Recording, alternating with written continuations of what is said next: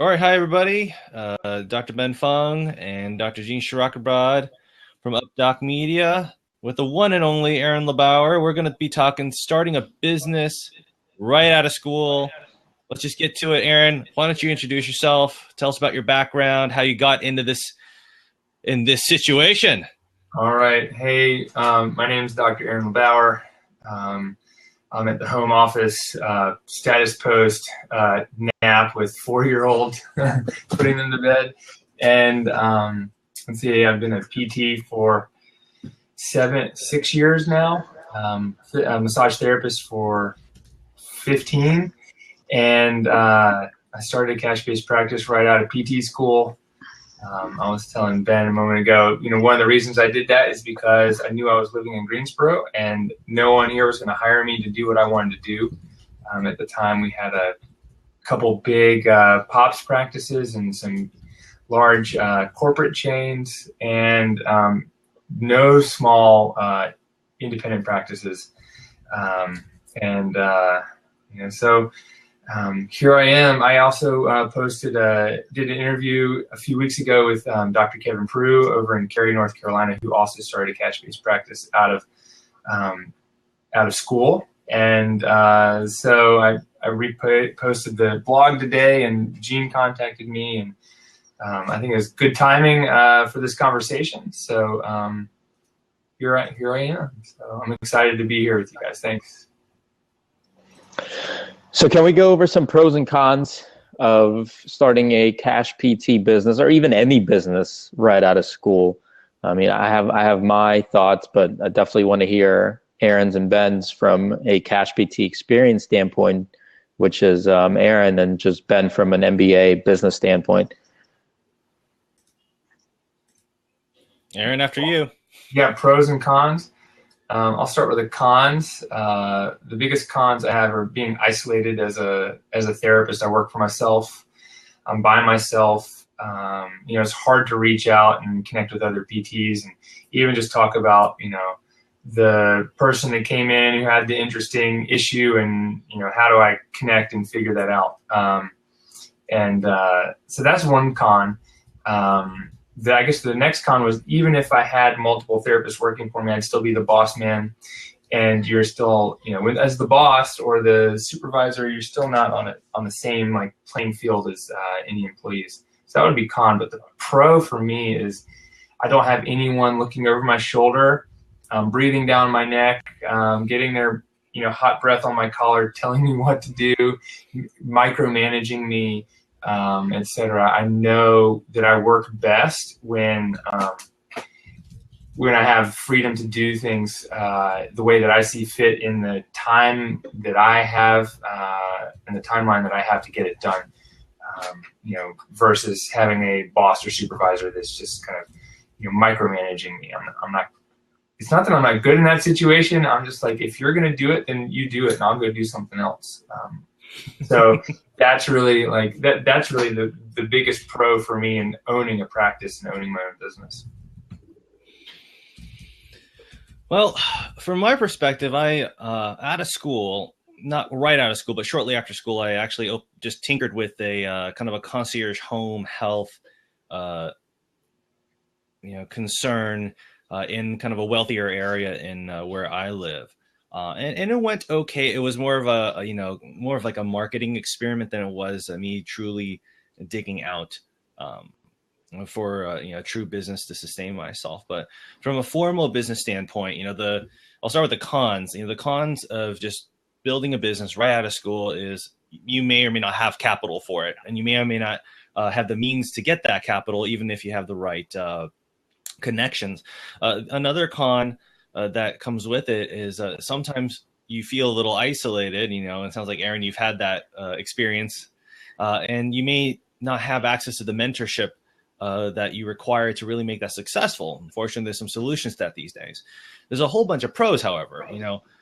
A lot of people would list risk as an early con, but I see it as a pro, because if you're going to take a risk anytime, it's going to be early on when you have plenty of human capital within the lifespan of your career to make these kind of calculated risky decisions where you may not get return on investment, and it might just be a very, very expensive professional lesson. But you do get the control, you do get the ownership, you get the freedom for best practice, where you don't have to follow company policies and silly things like, well, we've always done it this way, or this is just how it's done, and these non-answers to very solvable business solutions. And I think probably the best pro of building your business right out of school, it's unlimited opportunity. You don't have a ceiling that you have to bang up against for just personal growth, financial growth, and even just upward mobility. You're already at the top, and it's just a question of how high do you want to climb your mountain versus somebody else's building. Awesome. I love that. Yeah, it's great thoughts. I mean, I think now is probably as good of a time as any to jump into business. When I started, I always had an idea of starting a clinic, and I was always, you need to practice 5 years before you kind of get your clinical skills better. And I always wondered, like, where the hell do people come up with 5 years? Like, what is this arbitrary 5 years that it takes for you to master whatever you're doing, which I always thought was bullshit. This is a very popular question, and it has nothing to do, I think, this is my opinion, it has nothing to do whether you're coming out of school. I think most of it has to do whether you're ready and business, which are two different things, right? Being a clinician is one thing. Mentorship is important. Learning your clinical skills are important, but there's a lot of avenues now. I think there's a lot of great avenues for courses, for opportunities to learn. You could even fly people in to mentor you and do stuff like that. But if you don't know business, if you don't have good business sense, then that's, I think, is a bigger problem than the clinical side of it. I think if you don't know how to negotiate a lease, if you don't know how to do marketing, if you don't know how to assess your area for your proper audience, for target audience, for competition, now that's a deal breaker or not. I think those are the things that you need to know, and those are the things that are not really taught in school. And so I think that is a huge barrier to entry for clinical practice, not even cash PT, but clinical practice in general, business in general. And if you're not ready for that, I think if you're not aware of the inherent risk, but the inherent work that takes to run a business and succeed in business, if you're just so excited, which is important, I think you need to have that underlying passion to want to start a practice. It's not something you jump in lightly, obviously. But if you really don't know what it takes to run a business, then I think it's a big step to take and a tough step to take. So I think that's the important thing. But the pros, like you guys said, are huge once you get going, once you get past that initial learning curve and realize that it's a lot tougher than you probably even think it is, even if you think it's tough. But once you get going, it's a lot of fun. And not that it's always fun, but is there anything that you would change, Aaron? About owning my own business? Yeah. What would I change? If anything at all? No. Everything is like perfect. It'd be nice maybe occasionally to have other therapists working with me. I had a sub-leaser who was a chiropractor who spent an hour with patients, and that was great. I saw him twice a week. But, I don't necessarily even want to have employees right now. I get together with you guys. I connect with people on Twitter. I get my PT fix. I don't need too many people other than like that, telling me what to do. So, I'm a very independent. I put my head down. I go do my thing. I think it's turned out really great. I really enjoy where I am, and I don't think I would have done it another way at this point. Aaron, I got a question for you. You started this whole thing right out of school. So that's, strike one against you, right? Like no one does that because you need 20 years of experience before you open up your own PT business. And then you decided to go cash, right? And were the barriers, were the challenges, was all that, so cataclysmically overwhelming the way they said it would be? Or, what was that like? Do you think it's something that really should be feared the way it is currently feared in our PT culture? That's a great question, great point. And I think no. No one's talking about, and no one's really looking at what other professions are doing in this conversation. I'll start and say, chiropractors are going out, and everyone knows what a chiropractor does. They snap and crackle and pop you. They move joints, etc. They're getting out of school and starting their own practices. Massage therapists are getting out of massage therapy school and starting their own business. As a massage therapist in North Carolina, I can do everything I want to a patient except manipulate them. As a PT in North Carolina, I can do everything I want to a patient except manipulate their spine without a physician's referral. So there's a lot of overlap in what I can do. As a massage therapist, you can't provide a medical diagnosis. As a PT, I can't provide a medical diagnosis. I provide a movement diagnosis and an ICD-10 code. As a massage therapist, we're taught how to start a practice, kind of encouraged how to do that. And I had my bachelor's degree and a year of training in massage therapy, health education, and we had a business track on how do you start a business, how do you price yourself, how do you do all these things. We're not getting that in PT. I think the physical therapy education system is missing something big because we're still, I think, operating on this paradigm of being physician extenders and working where physicians are, working for physicians in hospitals and organizations. And yes, in private practice, but even a lot of private practices are operating under that same model of I'm receiving patients down the funnel rather than creating the funnel myself. I really don't think it's not the big scary thing. It doesn't cost tens of thousands of dollars to open a private practice. If you're doing a low overhead model, if you're looking at what you're doing, I didn't buy $20,000 machines, and I didn't put a ton of money into equipment. I do everything with my hands. I teach my patients to do it. I think that other professions are doing it. We're not doing it. I don't think occupational therapists are doing it as well. But I know it's not that big, scary thing if we kind of open our eyes to the possibility of what we can achieve if we kind of put our mind to it. Love it. What would you say is the most difficult thing when deciding whether to do it out of school or not? What if you had to rate as the biggest challenge that somebody will encounter if they want to start a cash PT practice right out of school, what would that be?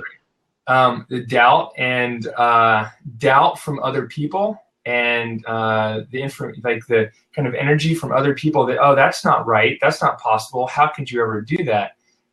Then that energy kind of feeds into what you, as the person who wants to start a practice, will encounter or kind of come up against, is a lot of pushback from other people who maybe just have a lot of fear around the whole idea of starting a practice. There are a lot of PTs who aren't starting it as their first career, who aren't getting into PT, as a 20-year-old or 21-year-old. And there's no reason we should put a cap on what we can do out of our graduate education. We shouldn't be capped into being, oh, you have to be an employee for X number of years before you can do whatever you want. And, I'm not saying that everyone should start a cash-based practice or everyone should start their own private practice, because we need people in a lot of these other positions working in hospitals, home health, etc. But, I think, if we try to close people down and pigeonhole them, that's the biggest challenge that I had, is when I told people I was going to do this, oh, that can't work. That's not possible. No one's going to pay more than $50 for physical therapy. Yeah, but in thinking positive, thinking big, that's huge, right? There's a lot of research. There's a lot of people that make a lot of successful careers based on spreading that message. But in terms of getting a little more technical, if you're getting out of school and you want to start a practice, there's some things that you need to know, right? You have to have a space. You need to have a lease. most often, which is scary in a lot of times, because most leases, especially when you're just starting out, I mean, people will want a 3-year, maybe even a 5-year lease. So you have to be pretty smart about how you sign up for that initially. But what do you tell people, which is a question I get often, is what happens if I fail right away? What if I sign this lease and I fail and it doesn't work out? What do I do then? What do you do then? Well, you keep living your life, and you get up and go to the next one. You know, Michael Jordan is one of the great quotes is that he's like, I fail every day, and that's how he succeeds. Or, it's the idea of failure isn't something that we need to hold on to as, and that's the end of the road. It's another opportunity for growth and learning. But yes, we do need all these specific things to start a practice. And I've got, I'm like a problem solver, in my as a PT, helping other people. It's like, well, yeah, there's, yes, you can get a 5-year lease and for $1,500 a month when you have no patients, or you can sublease a space from another therapy practice or a gym for less money and set an agreement that's kind of graduated. There's a lot of options out there other than starting a 5,000 square foot practice for $5,000 rent a month with $40,000 worth of equipment, which is kind of the paradigm that we were given in PT school of how here's your business class, create this practice. And we said, we don't want that much space. But yeah, there's the little issues that we have to overcome, and you can't just be a good therapist. You have to be, a good business person and kind of understand some of those things. And there's a lot of opportunities for learning those. I think the biggest challenge is that personal challenge of knowing you want to do something, mapping it out, and then sticking to your guns. And then if you fail, that's just an opportunity to say, hey, what did I just do? And was that, where was I successful, and where do I need to improve? We might have, if no one's coming to your practice, you still got a space to go call your own on the weekends, but that can be subleased out possibly. I mean, there's a lot of potential for that. Rebrand, rename, get back up and keep going. It's like if you fall off the horse, you got to get back on it. Well, I think that's all sorts of things to be said about this. I'm loving the fact that we're hearing a lot more about, PTs coming out of school or just shortly after, working a very frustrating corporate job going, forget this, I'm going to start it fresh by myself. And I think that really needs to be done. Aaron, you made the point that's so important, that all these other professional industries, they've been doing it for years. And we seem to be the ones that are, decades behind this trail. And, it almost builds itself into a natural segue of, well, no wonder the brand of PT remains so weak when we're so willing as a culture to dog on ourselves and say, no, this is unthinkable, impossible, don't do it. Wait those magic 5 years, like Gene was saying. And I don't know what it is, but everywhere I turned, because I explored this idea too, it was 5 years. And I don't know who came up with that number. And what would you say, Gene, I want your thoughts, because you have some very diverse, businesses under your cap. And Aaron, what would you tell somebody who's thinking about this? They're really flirting with the idea, man, I think I'm going to do this right out of school. And I'm already starting to look around for various avenues to do this. What would your, off the top advice for them? How do you approach it? Yeah, you got to have a good plan. You got to write it down and get together your almost like your advisory board of people. You need someone in your corner who's not just a good PT mentor, but a business mentor. You need information about, how to run a business, and maybe some experience, just kind of getting together all these things. I mean, I think part of it surrounding ourselves with other successful people elevates us. And, it's like if you're the smartest or most successful person in the room, you're not always going to learn as much unless you're in the teaching position, because teaching, we also learn. But it's like putting yourself in a crew of people that can help you and support you and be, positive. That would be my number one. And then that's from there, you can get all the specifics down. And a lot of people say, oh, well, why are we telling everyone to do this? And some people aren't cut out for it. We all know if we're not cut out for being business owners. I mean, people kind of inherently, I have classmates like, oh, I'm here just for the job, for the cheese. I'm just here for the Coca-Cola. I don't know why I'm in PT school. They're not cut out to be business owners, and I don't think they will be. To be an entrepreneur, it's a little bit different kind of attitude and I don't know, ideal. I think that the best advice I have is to get to know yourself, and then get to know the practice and create a vision for what you want, and then map out your road to creating it. And that might be the next 2 months, or that might be the next 5 years, or 3 years, or whatever you need to do to get there, to put those steps into place. I think that's kind of my best advice is, where do you want to be in 5 years? Where do you want to be in 10? Figure that out, and then map your direction there. That's good advice. Yeah. I'd say it might be counterintuitive, actually, is take emotion out of it. And when you're starting a business, it's a very emotional thing, because you're excited, you're nervous, you're hesitant, you're scared, but you have to do your best to take emotion out of it. And the best way you can do that is to do your homework. And at this point in time, there's very little excuse not to get creative. I mean, you could, as simple as setting up a landing page and doing some market analysis by targeting some ads to that landing page to see who signs up in the community. Go out in the community, ask people, hey, I'm thinking about opening up a clinic. Have you heard interest? Would you come? Go, if there's big businesses around you, say, hey, listen, this is a cash business. If you send me your employees, we'll work out a deal just for them. I mean, you can load the deck, so to speak, with good business practices, and understand what you're getting into. Clinical skills you can learn, absolutely, they're important. Yes, I get the people that say you should practice for a little bit to know how you're doing. But you know what? If you're practicing and the business is doing well in terms of people coming to see you, hire somebody else and do more of the clinical stuff or the business stuff. And it kind of comes back to what Aaron was saying. Know yourself. Have that self-awareness of what are you willing to do to make sure the business grows, and know that there's sacrifices. You cannot start a business without sacrifices. It's a given. Every business you start, there will be sacrifices, whether it's your family, whether it's time to do other things, whether it's stress.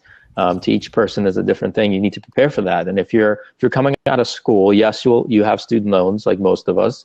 You have other responsibilities, and you have to have everything set up, knowing that you have to figure out avenues for maybe to defer the loans a little bit longer, or can you take out that loan if you need 2,000 square feet, that's $18 per square foot average, something like that in your area that people are going to charge you for rent, and they want a 3-year lease. Figure all that out and have the numbers done, because that's going to take a lot of stress off of you when you know how everything is laid out. And numbers play a big role. Numbers are objective. You can't really get too emotional about numbers unless you're not making money. Then you can get a little emotional, but knowing those numbers plays a big role, right, Ben? Oh yeah, you know me and the numbers. getting your financial model, created early, so you have a confidence interval of what you can expect at the worst and the best of scenarios. I can't speak enough to that. It is objective. It can play healthy, roles with your emotions depending on where your finances go. But ultimately, a business, you need to have that healthy bottom line. Otherwise, it doesn't circulate for the next period. Yeah, absolutely. So how about we finish out with the big question of the night? Should you start to practice right out of school? Of course. Yeah, I wouldn't be here if I didn't.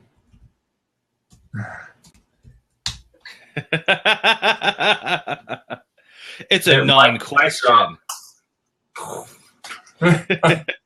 Without a question, what kind of question is that?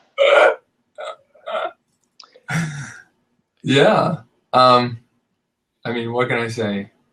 Yes. I mean, if that's what you want to do, there's no reason not to.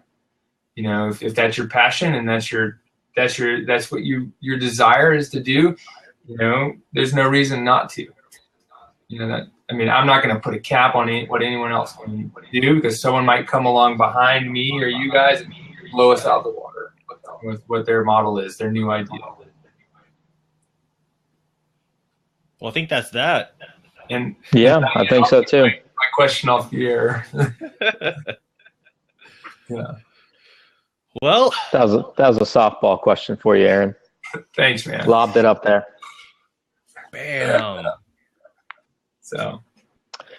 Yeah, I agree. I think it's not whether you should or you shouldn't. It's whether you want to, and if you want to, then there's plenty of opportunities to set yourself up for success and get going with that. And it's what you want to do moving forward, what kind of business you want to have. Because if you're just doing a cash PT business, it's tougher to scale that than it is with maybe insurance. Not impossible. I think there's other avenues, but I think there's a lot of opportunity for creative business models, like you said, with PT and different things that we can set up. So it's just about how creative you want to get and what you want to do. If you want to get the experience and the mentoring and that connection of being around other PTs, then take a job. Take a job, see how it goes, then leave if you don't like it. That's kind of what it is now. Things have changed. You don't have to work, 12 to 18 months now before your resume is looked or is frowned upon if you leave a job. It's a different world now. You spend a lot of time, a lot of years sacrificing your time in school to learn. You're not obligated to anybody to work if you're not happy. Go in, and if you're not happy, you leave, and it's up to the person who employed you, as long as you're not being a douchebag to them, to let them know that you're happy, not that something that they're doing, but if you're not happy personally, versus if it is something that you're not happy with them, then that's their problem, and it's a good lesson for you to learn of what not to do in your company. So either way, it's a win. And even if you start a practice, you don't have to stay in it, a private practice. You don't have to stay in it forever. Mm-hmm. It's not a dead-end road. We can diverge right back out of it. It's not failure to say, okay, I got out of private practice. I didn't want to do it anymore. Or it wasn't for me, or whatever. I don't think that's failure either. So it's failure to give up on ourselves to a point. But to say, this didn't work out, that's not necessarily. It might be that there are other things going on in our life that take precedence at that moment, that we can't put our energies in the right places. Or, I think it's also fair to say that that we shouldn't look at, I've started a private practice and I have to stay in it till the end, until I drive it to the ground. If I decide it's not for me, I can get out of it and say, look, I'm not going to see patients next week. I'm going to go get a job, and and deal with it, and life goes on. So. Yeah, absolutely. Yeah. Well, I'm blabbed out. What about you guys? Yeah, I got to do some yoga. Well, I think it's good. It's a good blab session. Great. We're definitely gonna, we're gonna, publish this on YouTube, so you can do a replay. We're gonna write down the questions that we see, on the screen for future blabs, of course. And thank you for being with us, Dr. Aaron LeBauer. Thank you, guys. Pleasure to see you. For the question that came in as to be grad, how would you guys recommend building a clientele referral base with limited connections? You are right. That is a whole different blab in itself. The blab would require a lot of popcorn and some bourbon, and for you to sit back and relax for about 2 hours. But yes, we'll definitely cover that. That's a great question. It's one of those if only questions that I like to call them the if only scenario that a lot of business owners and entrepreneurs go through. If only I had this, then I could do what I want to do. And clientele referral base, that's the foundation in a lot of instances. But again, with marketing the way it is now, it's a lot more fun, and there's a lot more avenues than it was before of having lunches with physicians. Right. Amen. Thank you. Those luncheons. Next time. All right, time to grab the bourbon. Right. All right, then. I think we're going to officially close this blab out. Again, for all of you with us, thank you for being with us. Until next time, we'll see you out there. Great chat.